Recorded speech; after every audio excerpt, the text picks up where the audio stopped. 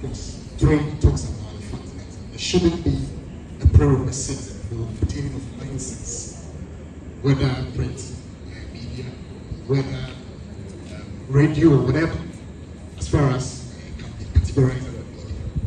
Then I've been thinking about the fact that anyone can obtain a license to operate the media without any specific requirement. And I'm looking as to whether people have the financial capacity. Because when you start a media platform, probably for the first year, second year, you might not even be breaking even. So people go in, take licenses, and at the end of the day, the welfare of people who are working there becomes a challenge.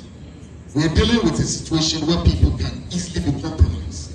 And so, with that article, I want to ask Speaker of Parliament as to whether something can be done so that, in as much as with the financial sector we have minimum requirements for banks, there can be something before you can open the media platform, so that there can be some sanity within the media space, which will ensure that we are not being compromised in our work.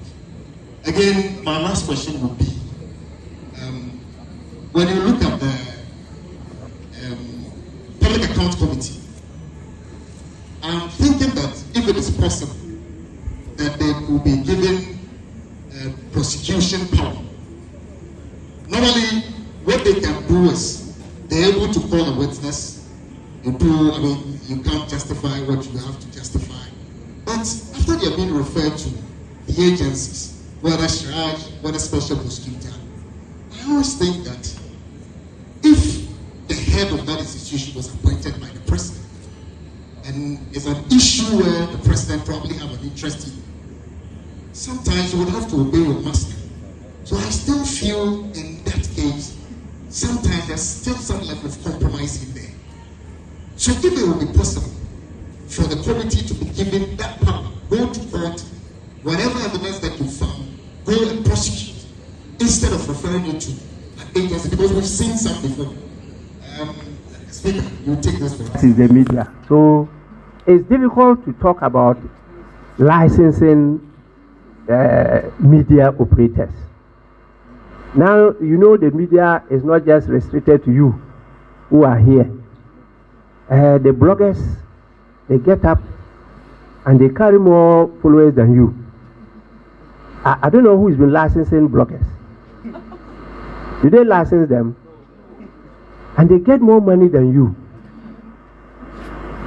This party machinery, where every day you have organizers, they've established platforms all over the place, and new media is there. We don't know what is going to happen in the future.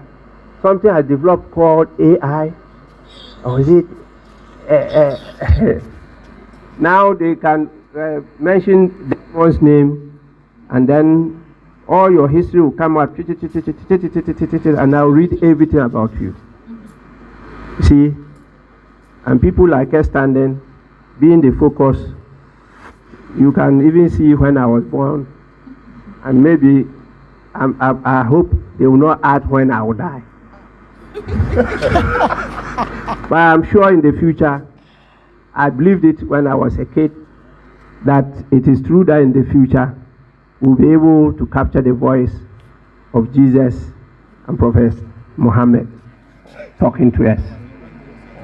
It is possible. Now you can see it. A few years ago, when they used to say that we could talk from Ghana to somebody living in Iceland, people said, oh, how? It's impossible.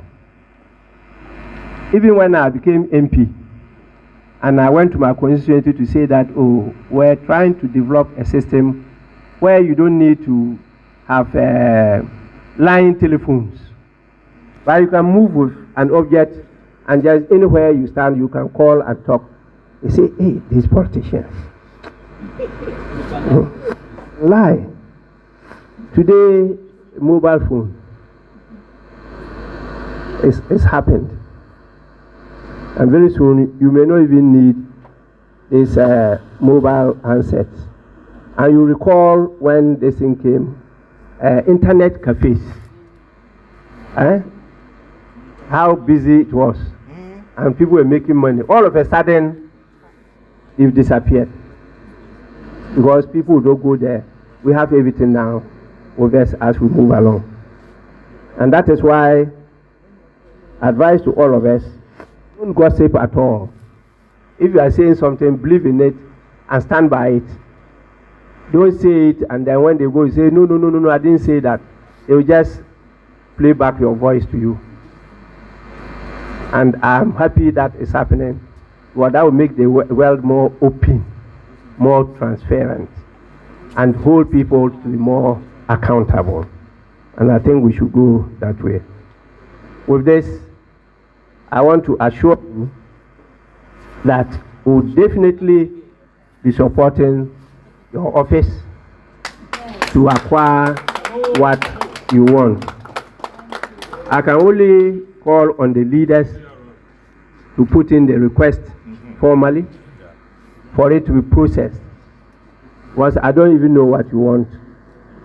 So it's not like I can pledge that this is how much we'll give you.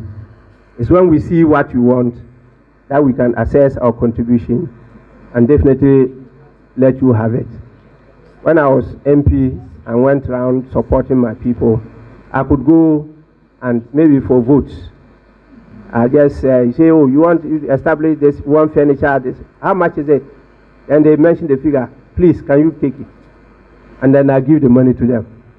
Now I'm holding a very responsible position where I will be audited. Yes.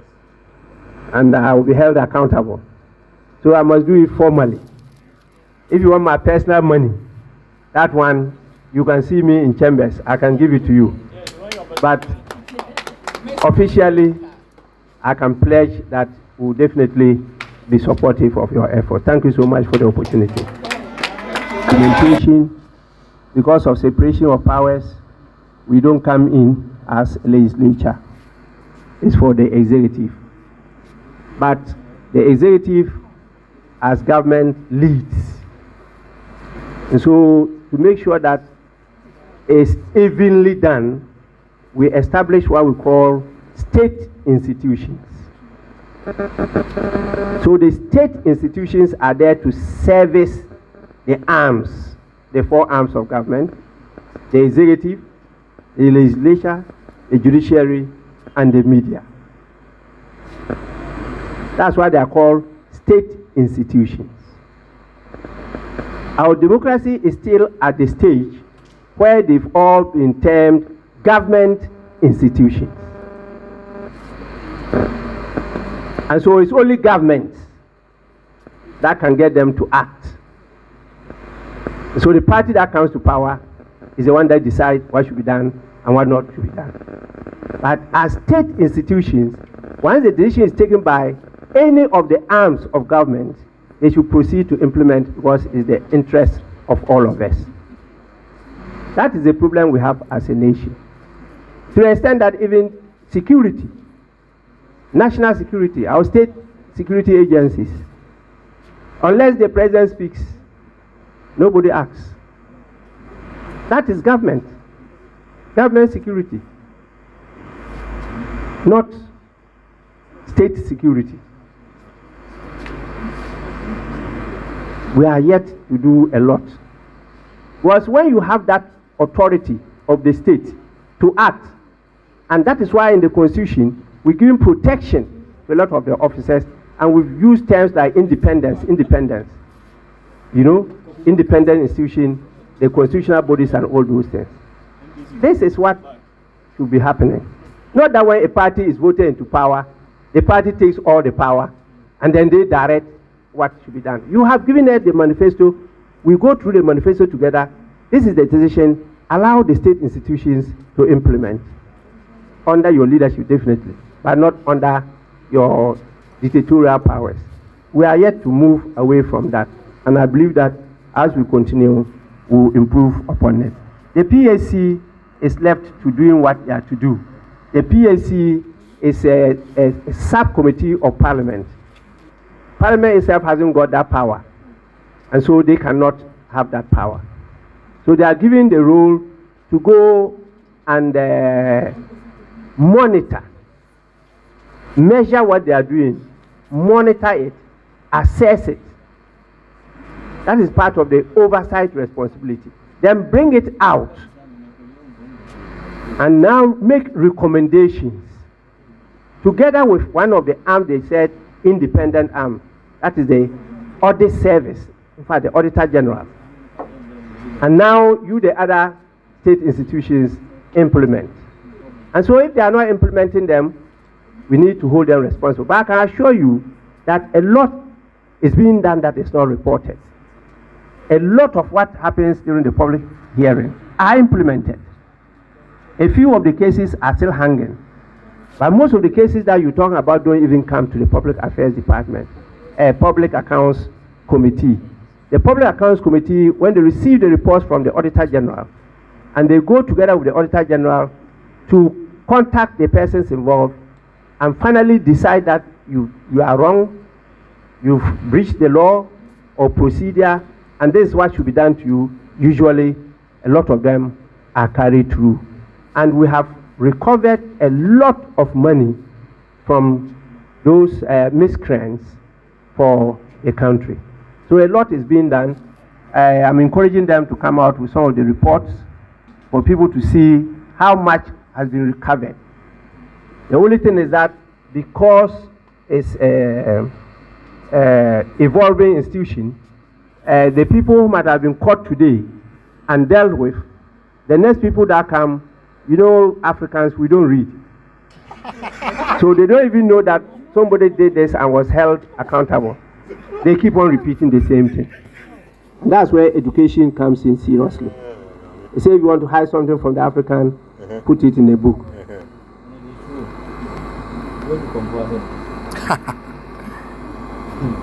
Yeah. Media licenses, yes. I don't know where